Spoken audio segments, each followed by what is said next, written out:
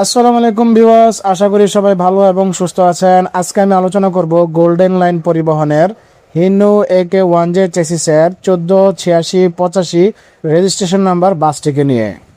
এই বাসটি মাসখানেক আগে একটি দুর্ঘটনার শিকার হয়, যার কারণে বাসটির মোটামুটি ভালো রকমের ক্ষতি হয়। পরবর্তীতে বাসটিকে গ্যারেজে নেওয়া হয় এবং ম্যানেজমেন্ট সিদ্ধান্ত নেয় যে বাসটিকে একেবারে পুনরায় নতুন আকারে বাসটিকে সার্ভিসে লাগানো হবে, অর্থাৎ বাসটির বডি তার পাশাপাশি ইন্টেরিয়র পেন সবকিছু চেঞ্জ করে একেবারে গর্জিয়াস একটা নিউ লুকে বাসটিকে রাস্তায় নামানো হবে। এই জন্য গোল্ডেন লাইনের এই বাসটিকে সম্পূর্ণ নিউ বডি, ইন্টেরিয়র তার পাশাপাশি নিউ পেইন্ট অ্যাপ্লাই করা হয়, যেটা আপনারা ভিডিওতে দেখতেছেন। এই বাসটির সম্পূর্ণ সুন্দর গর্জিয়াস কাজটি করেছে ডিজিটাল ইঞ্জিনিয়ারিং ওয়ার্কশপ। এই বাসটি বর্তমানে ঢাকা বরিশাল রুটে সার্ভিস প্রদান করতেছে।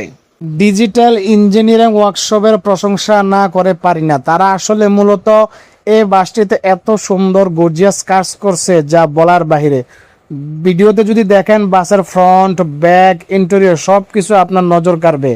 বাসটিতে দুই সিটের কম্বিনেশনে সর্বমোট 36টি ইকোনমি ক্লাস সিট অ্যাপ্লাই করেছে তারা।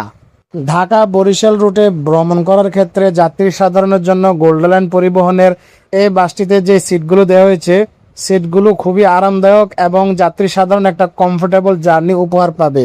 আর সিটগুলোতে ভালো রকমের লেগ স্পেস আছে, যাতে করে বসে খুব একটা কমফোর্টেবল ফিল পাওয়া যায়। ভিডিওতে লক্ষ্য করুন বাসের যে পেইন্ট অ্যাপ্লাই করা হয়েছে, এটা সিম্পলের ভিতরে আমি মনে করি একটু গর্জিয়াস টাইপ, খুবই ভালো লাগতেছিল।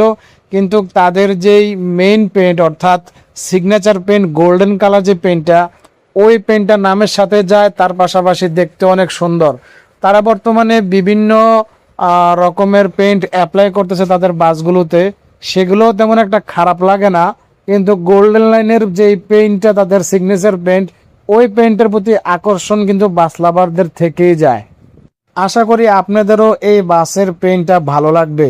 গোল্ডেন লাইন পরিবহনে যারা ভ্রমণ করেছেন, চাইলে আপনারা আপনাদের ভ্রমণ অভিজ্ঞতা শেয়ার করতে পারেন আমার ভিডিওর কমেন্ট বক্সে।